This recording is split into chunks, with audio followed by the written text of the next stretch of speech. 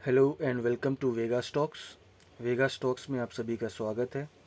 आज हम बात करेंगे एचडीएफसी बैंक के बारे में। जैसा कि आप सभी जानते हैं, इंडिया की one of the largest private sector banks में से एक है। इन्होंने अपना Q4 रिज़ल्ट डिक्लेयर किया है। तो चलिए हम सबसे पहले चेक करते हैं कि इनका Q4 रिज़ल्ट कैसा रहा। उसके बाद अपना नॉर्मल एनालिसिस करेंगे कुछ टेक्निकल्स और फंडामेंटल्स के साथ, और फिर प्रिडिक्ट करने की कोशिश करते हैं कि ये बैंक्स आगे कैसा परफॉर्म करेगा। वीडियो शुरू करने से पहले मैं आपको बता दूं, ये वीडियो सिर्फ और सिर्फ एजुकेशनल पर्पस के लिए है और हम किसी प्रकार का बाय या सेल रिकमेंड नहीं करते। तो चलिए शुरू करते हैं। एचडीएफसी बैंक का ये Q4 रिज़ल्ट है। इन्होंने 18.2% का ग्रोथ शो किया है ईयर ऑन ईयर, जो कि अच्छी बात है। इनका स्टैंड अलोन प्रॉफिट जो हुआ है वो है 8,186.5 करोड़, जो कि पिछले क्वार्टर में था 6,927.69 करोड़। इनका नेट इनकम, इंटरेस्ट इनकम जो इन्होंने कमाया है उसमें ग्रोथ हुआ है 12.6%। हालांकि ये कंपेयर करना ठीक नहीं होगा, क्योंकि लास्ट ईयर मार्च तक का अगर आप देखेंगे तो वहाँ पे क्वार्टर इम्प्रूवमेंट हुआ था 4.2%। और उसके बाद से आज, जैसा कि आप सबको पता है कि लॉकडाउन हो गया था, रिटेल सेक्टर्स में बहुत ज़्यादा इम्पैक्ट पड़ा है। फिर आरबीआई के रूल्स, जो मोरेटोरियम रूल्स थे, उसकी वजह से लोगों ने ज़्यादा लोन वगैरह नहीं लिया होगा। डोमेस्टिक रिटेल लोन ग्रो किया है 6.7% और होलसेल लोन ग्रो किया है 21.7% ईयर ऑन ईयर। तो ये इम्प्रूवमेंट तो है, बट जैसा कि आप सभी जानते हैं कि अभी पूरे भारतवर्ष में second wave of corona virus आया हुआ है, और यूके एंड कनाडा में तो थर्ड वेव आ गया है, जिसकी वजह से बाहर मार्केट कंडीशंस बिल्कुल भी अच्छे नहीं हैं। सबसे इम्पोर्टेंट यहाँ पे एनपीएस होता है। अगर आप एनपीएस पे गौर करेंगे तो लास्ट मार्च क्वार्टर में इट वाज एट 1.26%, जो अभी हो गया है 1.32%। अगर आप फाइनेंशियल ईयर 2020 का जो लास्ट क्वार्टर था उसको अगर आप देखेंगे तो वहाँ पे 1.38% था। तो थोड़ा सा स्लाइटली इम्प्रूवमेंट तो शो कर रहा है, बट एनपीएस का इश्यूज हमेशा हमारे भारतीय बैंकों में रहा है। तो एनपीएस अगर 1% के आसपास है तो it is still okay, but NPS ना हो तो ज़्यादा बेटर है बैंकिंग सेक्टर्स में, क्योंकि एनपीएस ने बैंकिंग सेक्टर को बहुत ज़्यादा प्रभावित किया है। इन्होंने आरबीआई गाइडलाइंस को फॉलो करते हुए कुछ प्रोविजंस भी बनाए हुए हैं कोविड-19 की वजह से जो इम्पैक्ट पड़ेगा। और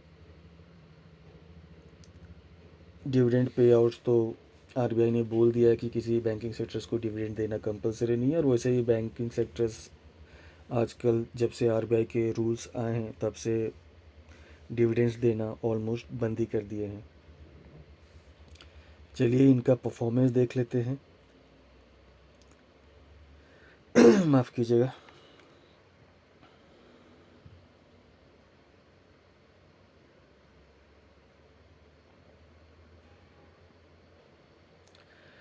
तो करेंटली ये स्टॉक ट्रेड कर रहा है 1428.65 पे, और अपने 52 वीक हाई के आसपास ही है।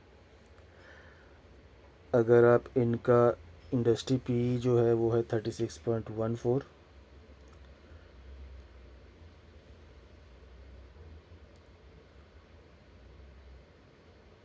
यहाँ पे तो यही इन्फॉर्मेशन है। रिटर्न्स की बात कर लेते हैं तो अच्छा रिटर्न्स तो नहीं है। 2 ईयर्स का रिटर्न 23.96% है, 3 ईयर्स का 47.12 है, 6 मंथ्स का 19.12% है, और 1 ईयर का 62.39% है। तो रिज़ल्ट्स भी, रिटर्न्स भी ओके ओके है।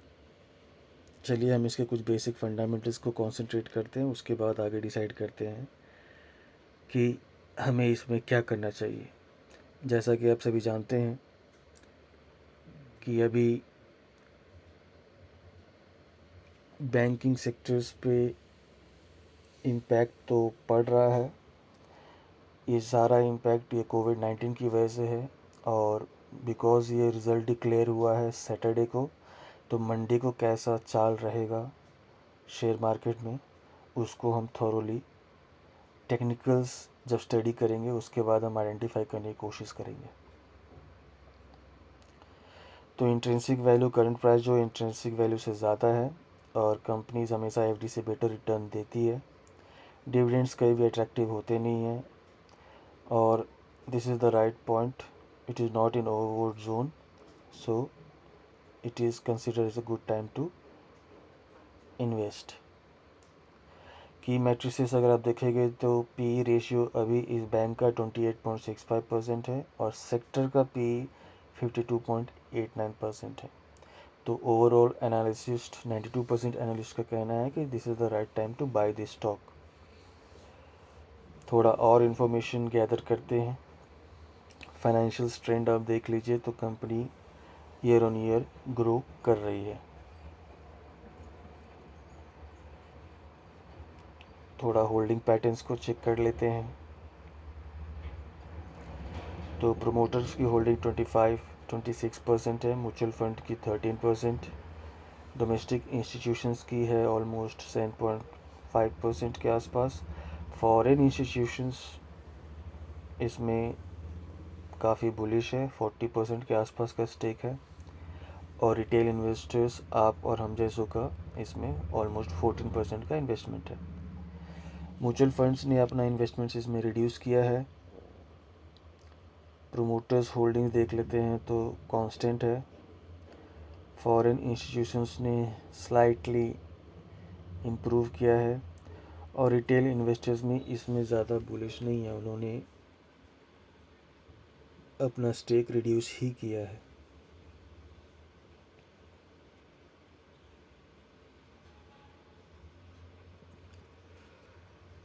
तो इन सब स्टडीज़ के बाद कम से कम इतना कह सकते हैं कि बैंक्स तो अच्छा ही है लॉन्ग टर्म, अगर आप इसमें लेके होल्ड करना चाहते हैं और कंपाउंडिंग की बेनिफिट उठाना चाहते हैं, तो आपको एचडीएफसी बैंक जैसा स्टॉक आपको कम ही मिलेगा मार्केट में।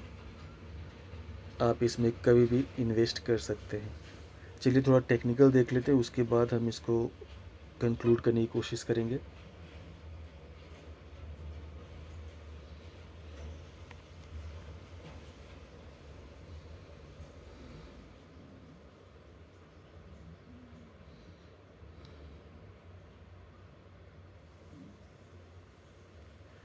तो ये है एचडीएफसी बैंक का चार्ट। पहले हम इसका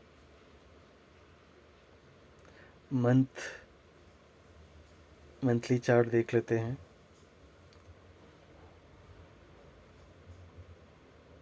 ये मंथली चार्ट में आप देख रहे हैं इसने अपना मूवमेंट दे दिया है। जनवरी के मंथ में जो मूवमेंट दिया था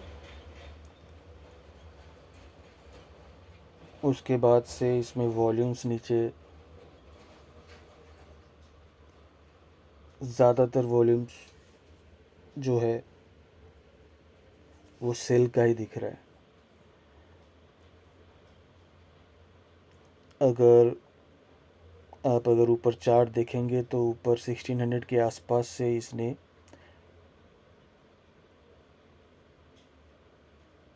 नीचे की तरफ मूवमेंट दिया है, और लास्ट 2 मंथ से करेक्शंस हो रहे हैं। तो मंथली चार्ट पे तो करेक्शन शो कर रहा है। हालांकि मैं सजेस्ट करता हूँ कि एचडीएफसी बैंक जैसे बड़े स्टॉक्स में अगर आप लॉन्ग टर्म इन्वेस्टमेंट करते हैं तो ये लॉन्ग टर्म इन्वेस्टमेंट के लिए सबसे अच्छा स्टॉक है, और जब भी करेक्शन होता है तो आप इसमें थोड़ा थोड़ा ऐड करते रहें। बाई ऑन डिप स्ट्रैटेजी आप हमेशा ऐसे लार्ज कैप्स पे फॉलो करें तो अच्छा रहेगा। तो जब भी इसमें गिरावट आती है आप इसमें थोड़ा थोड़ा इन्वेस्टमेंट करते रहें। चलिए वीकली चार्ट देख लेते हैं। वीकली चार्ट पे भी आप देखेंगे तो ज़्यादातर सेल का वॉल्यूम ज़्यादा है, ज़्यादातर रेड टावर्स नीचे वॉल्यूम पे आपको दिख रहे होंगे, क्योंकि बैंक ने सैटरडे को रिज़ल्ट दिया है तो मंडे को इसमें इम्पैक्ट होगा अच्छा खासा। और बैंकिंग स्टॉक्स में एचडीएफसी अच्छा परफॉर्म कर सकता है मंडे को। लेकिन जैसा कि मैंने आपको पहले बताया है, मैं आपको फिर से याद दिला दूं कि कोविड-19 के केसेस भारत में बहुत तेज़ी से बढ़ रहे हैं। वर्ल्ड में भी हालात अच्छे नहीं हैं, तो आप हमेशा बाई ऑन डिप की स्ट्रैटेजी को ही अपनाएं, उसी में बेटर रहेगा।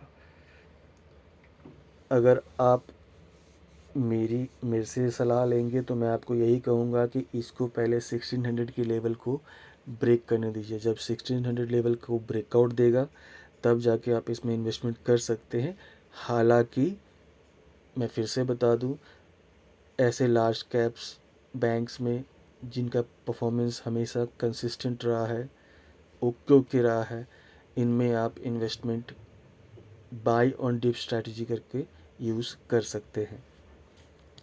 डेली चार्ट को भी एक बार देख लेते हैं। डेली चार्ट में भी आप देखेंगे तो 200 डे मूविंग एवरेज के आसपास ये कंसोलिडेट किया है।